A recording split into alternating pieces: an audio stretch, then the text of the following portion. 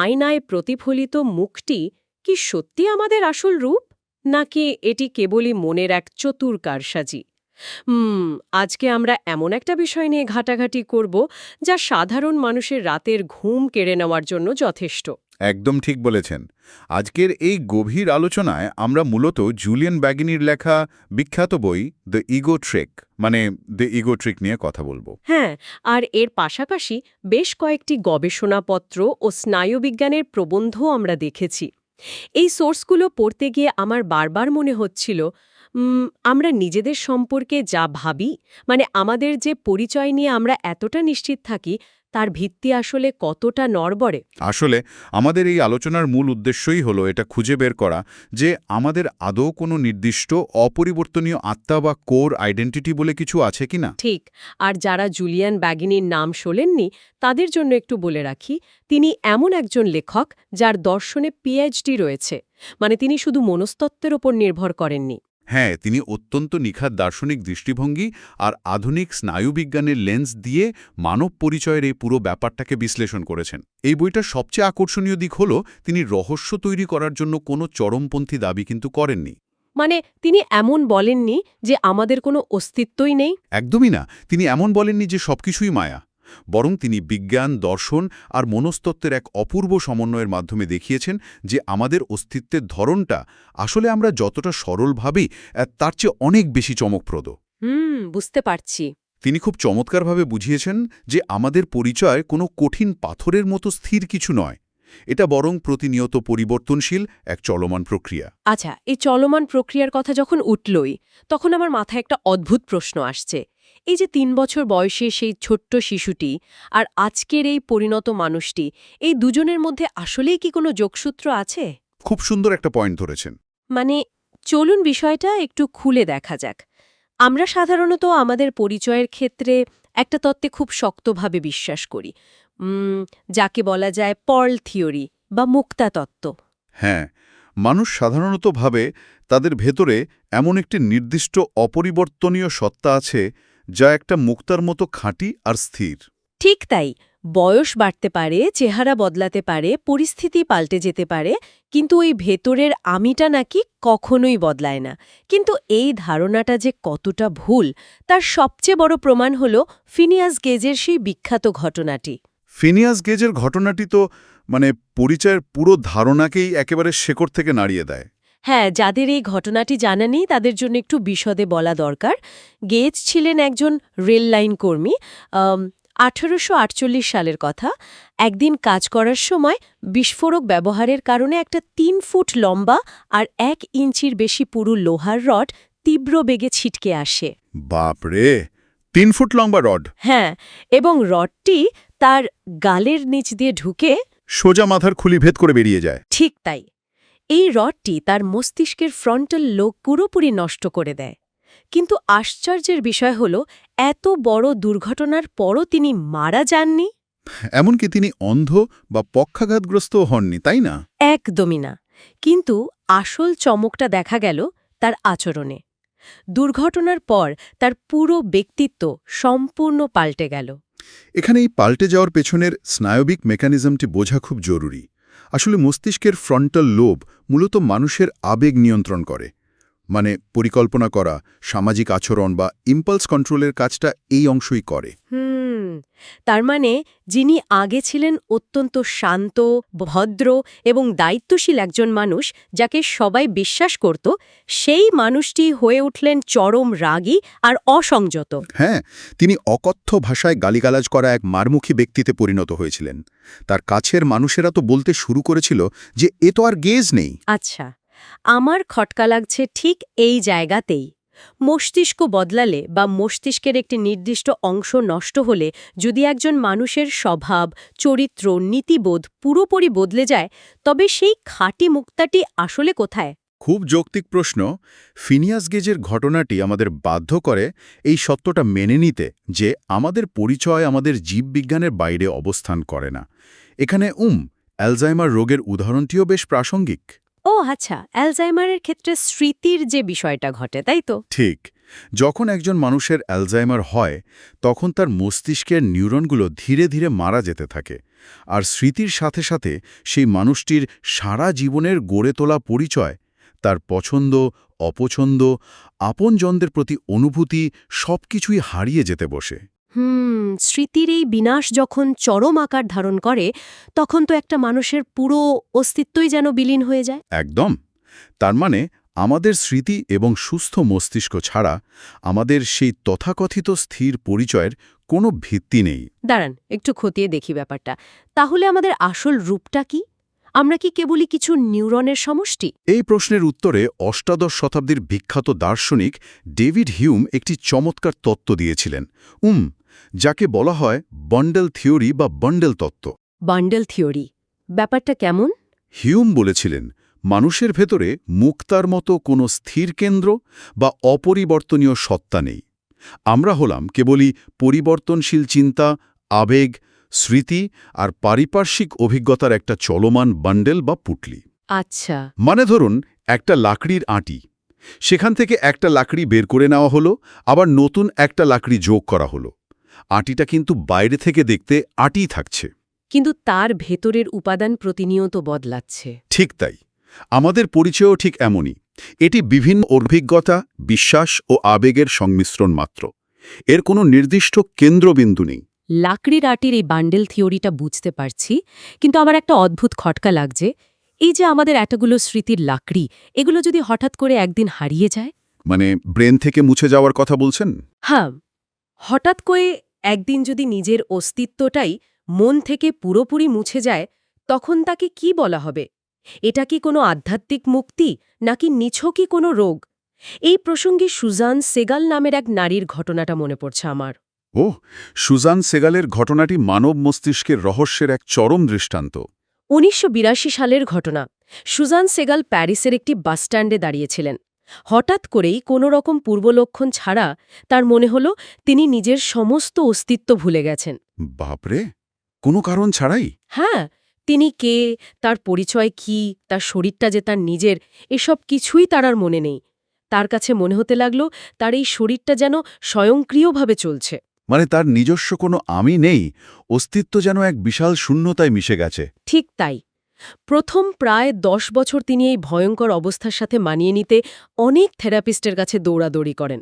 10 বছর ধরে নিজের অস্তিত্বহীনতার এই অনুভূতি নিয়ে বেঁচে থাকাটা তা কল্পনা করাও কঠিন। কিন্তু এরপর ঘটল আরেক অদ্ভুত ঘটনা। তিনি দেখলেন তার এই অবস্থার সাথে বৌদ্ধ দর্শনের আনাত্মা বা নন সেলফ ধারণার দারুণ মিল রয়েছে। মানে অহংকারহীনতা বা আত্মপরিচয়হীনতা। আচ্ছা, তখন কি তিনি এটাকে আধ্যাত্মিক কিছু ভাবতে শুরু করলেন? একদম। তিনি ভাবতে শুরু করলেন যে তিনি হয়তো এক পরম আধ্যাত্মিক স্তরে পৌঁছে গেছেন। তিনি ধীরে ধীরে একজন আধ্যাত্মিক গুরুতে পরিণত হলেন। মানুষ তার কাছে আসতে শুরু করল এই জ্ঞান লাভের আশায়। কিন্তু এরপর তো একটা বড় টুইস্ট আছে, তাই না? হ্যাঁ, ১৯৯৭ সালে চিকিৎসকরা পরীক্ষা করে দেখলেন সুজানের মস্তিষ্কে একটি বিশাল টিউমার রয়েছে। সর্বনাশ। এই টিউমারটি তার মস্তিষ্কের এমন একটি জায়গায় চাপ দিচ্ছিল যা মানুষের স্থানিক সচেতনতা এবং নিজের শরীরের প্রতি অনুভূতি বা প্রপ্রিওসেপশন নিয়ন্ত্রণ করে। এখন প্রশ্ন হল, তবে কি এই তথাকথিত আধ্যাত্মিকতা কেবলই ব্রেনের কোনো গোলমাল? এটি আসলে দর্শনের সবচেয়ে সংবেদনশীল জায়গাটিতে আঘাত করে। সুজানের অনেক অনুসারী কিন্তু মানতে চাননি যে টিউমারের কারণে এমন হয়েছে। তাই নাকি? তারা কি বলেছিলেন? তারা দাবি করেছিলেন হয়তো টিউমারটি তাকে ওই আধ্যাত্মিক জগৎ থেকে শারীরিক জগতে ফিরিয়ে এনেছিল। কিন্তু স্নায়ুবিজ্ঞানের দৃষ্টিকোণ থেকে দেখলে মেকানিজমটা খুব পরিষ্কার। মেকানিজমটা একটু বুঝিয়ে বলবেন? মস্তিষ্কের প্যারাইটাল লোব মূলত আমাদের সীমানা নির্ধারণ করে। মানে কোথায় আমার শরীরের শেষ আর কোথায় বাইরের জগতের শুরু, সেই হিসেবটা এই অংশটি রাখে। টিউমারের কারণে যখন এই অংশটি কাজ করা বন্ধ করে দেয়, তখন মানুষের মনে হয় সে পুরো মহাবিশ্বের সাথে এক হয়ে গেছে। ঠিক তাই। অর্থাৎ আমাদের আধ্যাত্মিক অনুভূতিগুলোর সাথেও মস্তিষ্কের রাসায়নিক এবং ভৌত কাঠামোর গভীর সম্পর্ক রয়েছে। আমি বুঝতে পারছি, ব্রেইন ফিজিক্যালি ড্যামেজ হলে মানুষ বদলে যায়, বা টিউমার হলে মানুষ অস্তিত্ব ভুলে যায়। কিন্তু আমার তো মনে হয় এই শরীরটা না থাকলেও আমার একটা নিজস্ব আত্মা ঠিকই থাকবে। মানে পারস্যের বিখ্যাত দার্শনিক ইবনে সিনা, যার ফ্লোটিং ম্যান আইডিয়াটা তো অন্তত সেটাই প্রমাণ করার চেষ্টা করে, তাই না? ইবনে সিনার এই চিন্তন পরীক্ষা বা থট এক্সপেরিমেন্টই শতাব্দীর পর শতাব্দী ধরে আত্মাকে প্রমাণ করার জন্য ব্যবহৃত হয়ে আসছে। উনি তো বলেছিলেন শূন্যে ভাসমান একজন মানুষের কথা, তাই না? হ্যাঁ, ইবনে সিনা বলেছিলেন, ধরা যাক একজন মানুষ শূন্যে বা মহাশূন্যে ভাসছে। তার কোনো শরীর নেই, সে চোখে কিছু দেখছে না, কানে কোনো শব্দ শুনছে না। এমনকি ত্বকে বাতাসের কোনো স্পর্শও লাগছে না। একদম। তার সমস্ত পঞ্চেন্দ্রিয় নিষ্ক্রিয়। এই অবস্থাতেও কি সে অনুভব করবে যে তার কোনো অস্তিত্ব আছে? বেশিরভাগ মানুষই স্বজ্ঞাতভাবে বলবে, হ্যাঁ, সে তো অনুভব করতে পারছে যে সে আছে।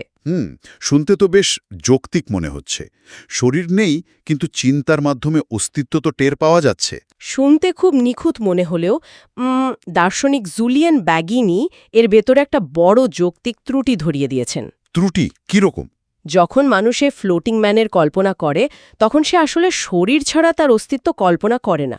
সে কেবল শরীরের প্রতি সচেতনতা না থাকাকে কল্পনা করে। ও আচ্ছা, মানে সে ভাবছে তার শরীরটা অসাড় হয়ে গেছে। ঠিক, সে নিজেকে একটি বিন্দুর মতোই কল্পনা করছে যা মহাশূন্যে ভাসছে। রেনে দেকার্তের সেই বিখ্যাত উক্তি আছে না, আমি চিন্তা করি তাই আমি আছি। হ্যাঁ, আই থিঙ্ক দ্যারফর আই অ্যাম। এর মধ্যেও একই ধরনের ক্যাটাগরি মিস্টেক বা ভুল যুক্তি রয়েছে।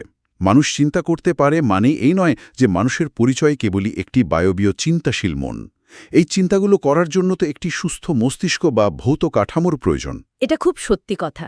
মস্তিষ্ক ছাড়া তো চিন্তার কোনো অস্তিত্ব নেই। তার মানে শরীর আর ব্রেন ছাড়া আমি বলে কিছু নেই। কিন্তু এই ব্রেন যদি চরম বিপদে পড়ে। চরম বিপদ বলতে ট্রমার কথা বলছেন?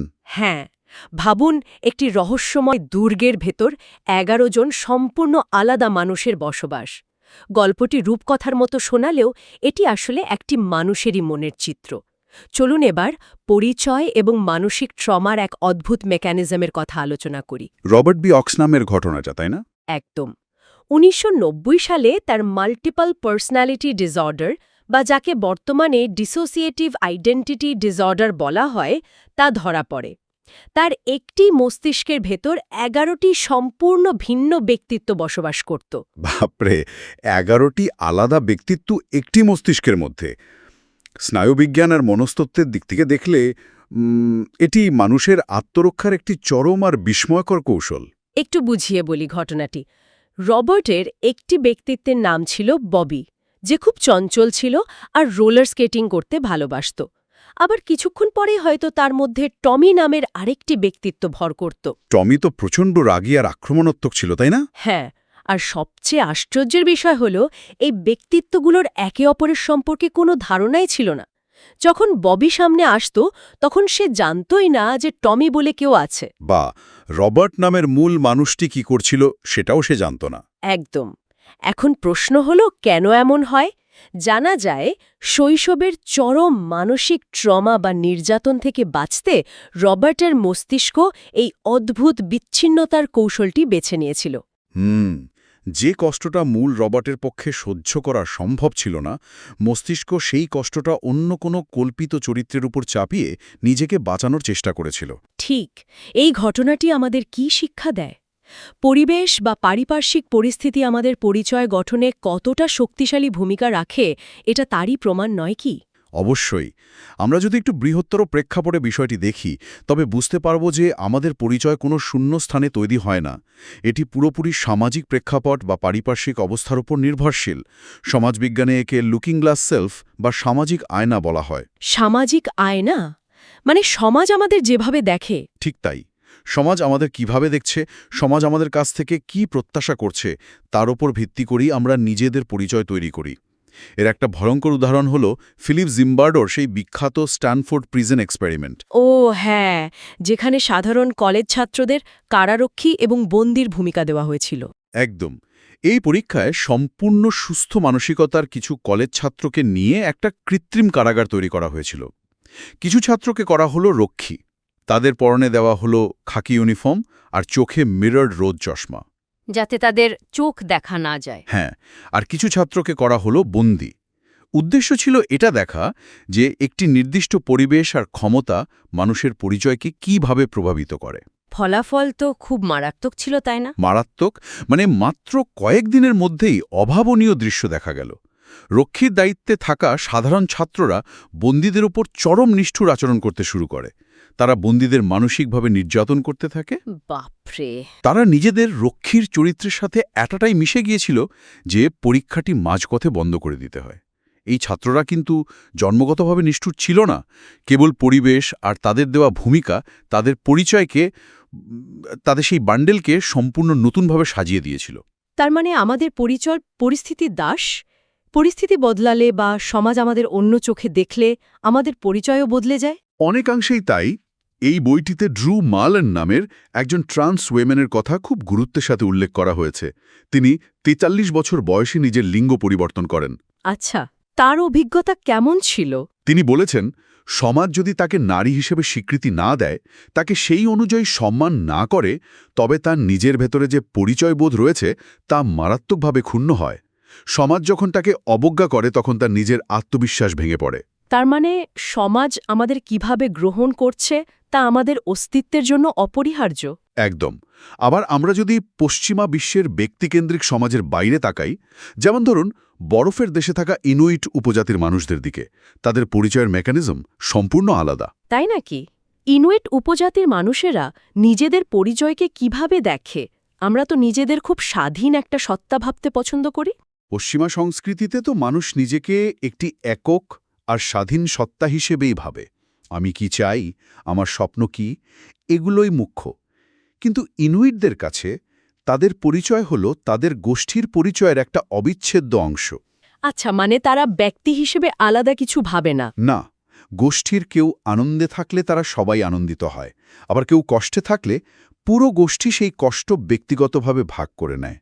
তাদের সিদ্ধান্তগুলো কেবল নিজের জন্য নয়, বরং গোষ্ঠীর মঙ্গলের কথা ভেবে নেওয়া হয়। ও আচ্ছা, তার মানে আমি কে এই প্রশ্নের উত্তর নির্ভর করছে মানুষ কোথায় জন্মগ্রহণ করেছে এবং কোন সংস্কৃতিতে বড় হয়েছে তার ওপর। ঠিক তাই।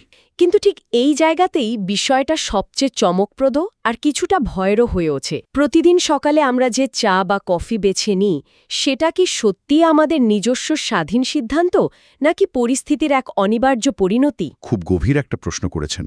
মানে যদি আমরা মেনে নিই যে আমরা হলাম বিভিন্ন অতীত, ট্রমা, সমাজ আর পরিস্থিতির একটা পরিবর্তনশীল বান্ডেল, তাহলে আমাদের ফ্রি উইল বা স্বাধীন ইচ্ছার কি হবে? আমরা যে বলি আমরা স্বাধীন, সেটা কি পুরোটাই মিথ্যে? এটি বিজ্ঞান এবং দর্শনের অন্যতম জটিল একটি বিতর্ক। যদি আমাদের কোনো স্থির আত্মা না থাকে আর সিদ্ধান্তগুলো কেবলই আমাদের চারপাশের পরিবেশ এবং ব্রেনের কেমিক্যাল রিয়াকশনের ফলাফল হয়, তবে স্বাধীন ইচ্ছার ধারণাকে নতুন করে ভাবতে হবে। বিষয়টা একটু সহজ করে বোঝানো যায়? অবশ্যই। বিষয়টি বোঝার জন্য আমরা আবহাওয়া চক্রের রূপকের আশ্রয় নিতে পারি। আবহাওয়ার সাথে স্বাধীন ইচ্ছার কি সম্পর্ক? ধরুন মেঘের কথা। মেঘ কখন বৃষ্টি ঝরাবে, কোথায় ঘূর্ণিঝড় তৈরি হবে, তা আগে থেকে নিখুঁতভাবে বলা প্রায় অসম্ভব। কেন? কারণ এর পেছনে হাজার হাজার ছোট ছোট ফ্যাক্টর কাজ করে। তাপমাত্রার সামান্য পরিবর্তন, বাতাসের চাপ। হ্যাঁ, এমনকি পৃথিবীর অন্য প্রান্তে ঘটে যাওয়া কোনো ঘটনাও প্রভাব ফেলে, যাকে বাটারফ্লাই ইফেক্ট বলে। একদম ঠিক। কিন্তু তার মানে এই নয় যে মেঘের নিজস্ব কোনো স্বাধীন ইচ্ছা আছে আর সে নিজের ইচ্ছামতো যখন খুশি বৃষ্টি ঝরায়। বৃষ্টি হওয়াটা প্রকৃতির নিয়মের এক চরম জটিল গাণিতিক পরিণতি মাত্র। ও আচ্ছা, বুঝতে পারছি। মানুষের সিদ্ধান্তগুলো অনেকটা এমনই জটিল। সকালে কফি খাবেন নাকি চা, এটা মনে হতে পারে স্বাধীন পছন্দ, কিন্তু হয়তো আপনার জিনের গঠন, গতকাল রাতের ঘুম, রক্তের শর্করার মাত্রা, সব কিছুর একটা বিশাল জটিল হিসেব নিকাশ ওই সিদ্ধান্তটি নিতে বাধ্য করেছে। বাপরে, এটা তো একদিক থেকে বেশ হতাশাজনক মনে হচ্ছে। মানুষ যেন একটা পূর্ব নির্ধারিত স্ক্রিপ্ট অনুযায়ী চলছে, যেখানে তার নিজের কোনো নিয়ন্ত্রণই নেই। কিছুটা সেরকমই শোনায় বটে। বিশেষ করে বর্তমান যুগে আমাদের এই পরিবর্তনশীল পরিচয়ের বিষয়টা তো আরও ভয়ঙ্কর। এই যে বিশ্বায়ন আর ইন্টারনেটের যুগ। বর্তমান যুগের প্রেক্ষাপটে দেখলে এই বান্ডেল থিওরি আরও বেশি স্পষ্ট হয়ে ওঠে। একসময় মানুষের পরিচয় ছিল খুব সরল। একটা নির্দিষ্ট গ্রামে জন্মাত, সেখানকার সংস্কৃতি শিখত, তার ভেতরের উপাদান বা লাকড়ির সংখ্যা ছিল সীমিত। কিন্তু এখন তো ইন্টারনেট আর সোশ্যাল মিডিয়ার কারণে আমরা প্রতিদিন হাজারো সংস্কৃতির মানুষের সাথে মিশছি। হ্যাঁ, অ্যালগোরিদম আমাদের নতুন নতুন তথ্য দিচ্ছে। ফলে পরিচয়ের বান্ডেলে যুক্ত হচ্ছে অসংখ্য নতুন মাত্রা। স্নায়ুবিজ্ঞানী সুসান গ্রিনফিল্ড মানব পরিচয়ের একটা চরম বিপদের কথা বলেছেন এখানে। কি বিপদ সেটা? তিনি বলেছেন, ইন্টারনেটের অতিরিক্ত ব্যবহারের ফলে আমরা ধীরে ধীরে কেউ না বা নোবডি হয়ে যাওয়ার বিপদে পড়ছি। নোবডি মানে আমাদের নিজস্ব পরিচয় হারিয়ে যাচ্ছে? একদম। যখন আমরা ঘন্টার পর ঘন্টা সোশ্যাল মিডিয়া স্ক্রল করি, তখন আমাদের মস্তিষ্ক কেবলই রিঅ্যাক্টিভ মোডে থাকে। আমাদের নিজস্ব চিন্তা পুরোপুরি হারিয়ে যায়। আমরা তথ্যের এক নিষ্ক্রিয় গ্রাহকে পরিণত হই। ঠিক যেন জিম্বার্ডোর এক্সপেরিমেন্টের বন্দীদের মতো আমরা অ্যালগোরিদমের বন্দী হয়ে পড়ি। খুব সুন্দর একটা তুলনা দিয়েছেন। এটা আমাদের স্বাধীন চিন্তা আর সামাজিক পরিচয়ের জন্য চরম হুমকির স্বরূপ। তাহলে এই আধুনিক যুগে আমাদের করণীয় কি? এই ইগো ট্রিক বা আত্মপরিচয়ের কারসাজি সম্পর্কে জানার পর বাস্তব জীবনে মানুষ এটা কিভাবে কাজে লাগাতে পারে? এগুলো তো কেবল থিওরি হয়ে থাকার কথা নয়। একদমই না। প্রথম আর সবচেয়ে গুরুত্বপূর্ণ পদক্ষেপ হল আত্মপর্যবেক্ষণ বা ইন্ট্রোস্পেকশন। আমাদের বুঝতে হবে যে আমাদের পরিচয় একটা প্রসেস, কোনো স্থির প্রোডাক্ট নয়। আচ্ছা, তার মানে মেডিকেশন বা ধ্যানের মতো কিছু? হ্যাঁ, চুপচাপ বসে নিজের চিন্তার গভীরে তাকানোর মাধ্যমে আমরা আমাদের এই আমি নামক বিভ্রমটিকে বুঝতে পারি। যখন মানুষ বুঝতে পারবে যে তার ইগো বা আমি আসলে বিভিন্ন পরিস্থিতি আর স্মৃতির সাপেক্ষে তৈরি হওয়া একটা গল্প মাত্র, তখন সে নিজের ইগোকে আর আঁকড়ে ধরে থাকবে না। ঠিক তাই, সে জীবনকে অতটা ব্যক্তিগতভাবে নেওয়া বন্ধ করতে পারবে। জীবনকে ব্যক্তিগতভাবে না নেওয়া বলতে আসলে কি বোঝানো হচ্ছে? এর মানে হল, কেউ সমালোচনা করলে বা জীবনে চরম ব্যর্থতা এলে মানুষ সেটাকে তার পরিচয়ের ওপর সরাসরি আক্রমণ হিসাবে দেখবে না। সে বুঝতে পারবে যে তার পরিচয় পরিবর্তনশীল। মানে আজকের ব্যর্থ মানুষটি কালকে সফল মানুষে পরিণত হতে পারে, কারণ বান্ডেলের উপাদান বদলালেই পরিচয় বদলে যায়। একদম। এই উপলব্ধি মানুষকে ক্ষতিকারক অহংকার থেকে বের করে আনবে। মানুষ যখন বুঝবে যে অন্য মানুষেরাও তাদের পরিবেশ আর স্মৃতির দাস, তখন সে অন্যের প্রতি আরও বেশি সহানুভূতিশীল হবে।